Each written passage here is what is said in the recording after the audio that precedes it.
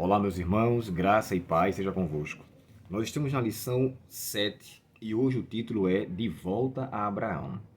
Essa expressão de volta a Abraão, nós sabemos que o povo de Israel tinha como Abraão um personagem de grande proeminência, uma pessoa que era ilustre, uma pessoa que, através dele, a bênção que Deus concedeu, à luz do que está lá em Gênesis capítulo 15, né, a circuncisão, e especificamente os versos de 9 ao verso 21, era tido por alguns judeus, isso era ensinado dentro dos rabinos, que o próprio Abraão tinha tido uma visão. E a visão que ele tinha tido seria do Messias vindouro. Jesus faz uso dessa crença, dessa expressão, e usa-se algo para aplicar a ele próprio. Quando ele fala assim, Abraão viu meu dia, capítulo 8 de João, e o verso 56, e regozijou. E a gente se pergunta, como é que ele pode ter visto a Cristo até então? A gente encontra algumas evidências disso no capítulo 18 do livro de Gênesis, quando ali não só Jesus, mas os dois anjos estão com ele, e ele conversa com o próprio Cristo de forma humana, e os outros dois vão até Sodoma. Seria aquela uma aplicação da qual esse texto poderia fazer valer. Mas só que, quando ele fala da alegria de sua volta, ou alegria de sua vinda, não deve ser entendido nesse episódio do capítulo 18. Como eu falei para vocês, no capítulo 15, os rabinos ensinavam à luz do que estava lá, do verso 9 ao 21, e o capítulo 15 fala tudo sobre circuncisão, especificamente, quando mais adiante, no capítulo 22, Abraão oferece o seu filho em holocausto, e aparece aquele cordeiro ali com os seus chifres enganchados de uns ramos, ele se alegra por saber que naquele cordeiro prefiguraria Cristo que viria. E olha que coisa interessante que eu encontro aqui, na Bíblia NVT, na nota de rodapé, e no mesmo texto de João capítulo 8 e o verso 56, aqui tem uma especificação ou uma expressão bem curiosa, que diz assim, os rabinos ensinavam que Deus tinha dado a Abraão uma visão profética, instruindo-os sobre a era vindoura do Messias. Então, quando Jesus fala que ele viu o seu dia, fazendo uso dessa crença, eles se indignaram. É tanto que no final do verso 59, eles pegaram pedras para atirar em Cristo. Se eles quiseram matar a Cristo, por qual razão seria? Por ele ter manifestado o próprio Messias em sua pessoa e ter aplicado aquela crença a si próprio. E quando ele usa a expressão antes que Abraão existisse, eu sou, irmãos, a expressão eu sou de Cristo ali é a mesma aplicada em Êxodo capítulo 3. Quando ele fala assim, eu sou o que sou, ou seja, eu sou o que vivo para sempre. Eu sou o que tenho vida em mim mesmo. Eu não dependo de ninguém para ter vida. É tanto que os seus conterrâneos naquele momento chegam a dizer assim, você não tem nem 50 anos, como então pode você dizer que já viu Abraão, que Abraão lhe viu? Eles aplicaram a era física de Cristo em sua encarnação.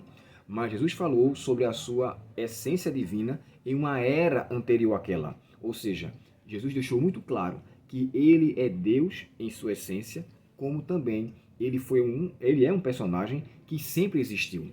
E quando ele fala assim, antes que Abraão existisse, quer dizer, eu existo antes de Abraão. E aquilo não foi bem aceito. Como eu bem disse para vocês, os próprios líderes quiseram de fato matá-lo naquele momento. E eu acho interessante porque existia uma tradição dentro de um livro apócrifo, né, que é aqui relatado no Comentário Bíblico Adventista, que diz assim, uma antiga tradição judaica ensinava que, em ligação com a experiência que eu falei para vocês, de Gênesis 15, 9 21, Abraão recebeu uma revelação do futuro. Tem um livro apócrifo, né, que fala sobre isso, um 4 Esdras, chega a descrever o seguinte, escolheste para ti um dentre eles, cujo nome era Abraão, amaste-o e lhes revelaste o fim dos tempos em segredo à noite. E aquele episódio do capítulo 15, de fato, foi à noite. Então, assim, essa crença, ela existia nesse período, ou seja, nesse tempo, com essa aplicação que foi feita ao texto de Gênesis, capítulo 15. Embora, irmãos, aqui é dito um livro apócrifo, Ellen White então confirma, não pelo livro apócrifo, mas por aquilo que por inspiração divina lhe foi revelado, que através daquele cordeiro, Abraão se alegrou por saber que o seu filho não seria morto, mas viria aquele que substituiria o seu filho não só naquele momento, mas em todas as eras vindouras.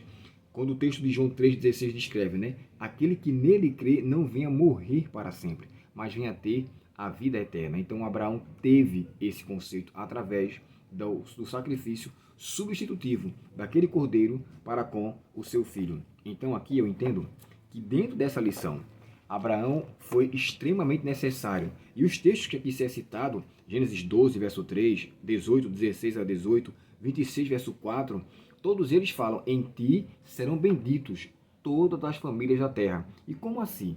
Ele aplicou a Abraão aquele que viria depois dele. Isso é confirmado em Mateus capítulo 1 e o verso 1. Porque ali, na genealogia, no capítulo 1 de Mateus, começa-se primeiro por Abraão. E aí vem os demais filhos em seguida. Uma outra coisa que me chama a atenção, o próprio texto de Atos, capítulo 3, o Lucas, quando escreve, Pedro dá uma menção em relação a isso. E lhe foi dito que em Abraão fosse bendito. Pedro está ali relatando sobre Cristo também e mostrando ênfase a Abraão, aquele personagem que era tão respeitado pelo povo de Israel. O próprio texto de Atos, capítulo 7, o verso 1 a 8, quando o próprio Estevão faz um discurso antes de ser martirizado a pedras, ele deixa muito claro sobre a pessoa de Abraão. Ele gasta muito tempo enfatizando a pessoa de Abraão e dando ali a colocação crucial de que aquele Cristo, do qual veio pela linhagem de Abraão, era aqueles que eles de fato tinham desprezado, não tinham aceito. Motivo esse que Estevão chega a dizer, eis que vejo os céus abertos e o Filho do Homem assentado, dando ênfase mais uma vez à pessoa de Cristo. Lamentavelmente, posteriormente a isso, Estevão é apedrejado e acaba sendo morto. Enfim, esse de fato é uma evidência clara. Voltamos para Abraão para evidenciar historicamente a sua linhagem e dando a importância de que em Abraão todas as famílias da terra seriam benditas, porque nele viria aquele que traria bênção para todas as famílias que antecederam ao seu nascimento. Que eu e você possamos ter essa convicção de que em Cristo tudo é de fato confirmado, através não só de Abraão, mas já em Gênesis 3, verso 15, né, que a semente da mulher pisaria a cabeça da serpente.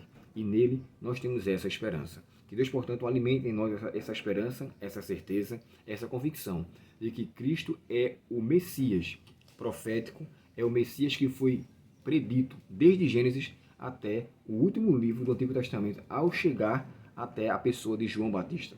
Que eu e você vivamos com essa convicção, sabendo que dentro da história Jesus sempre fez parte e ele realmente sempre existiu. Que ele exista em sua vida e em minha vida hoje, para a glória do seu nome. Vamos orar? Querido Pai Celestial, obrigado, Senhor, pela certeza da presença de Cristo em nossas vidas e principalmente pela convicção que nós temos de que em Abraão todas as famílias da terra seriam benditas, porque dele viria a semente da mulher, da qual não só esmagaria a cabeça da serpente, mas traria vida e vida em abundância. Pedimos a Ti, Senhor, perdão pelos nossos pecados, a Tua presença em nossa vida, de maneira que possamos viver unicamente para a Tua maravilhosa luz. Concede-nos a Tua paz e a Tua bênção, te pedimos em nome do Senhor. Amém. Deus te abençoe, um ótimo dia em Sua presença e até o próximo estudo, se Deus quiser. Até logo.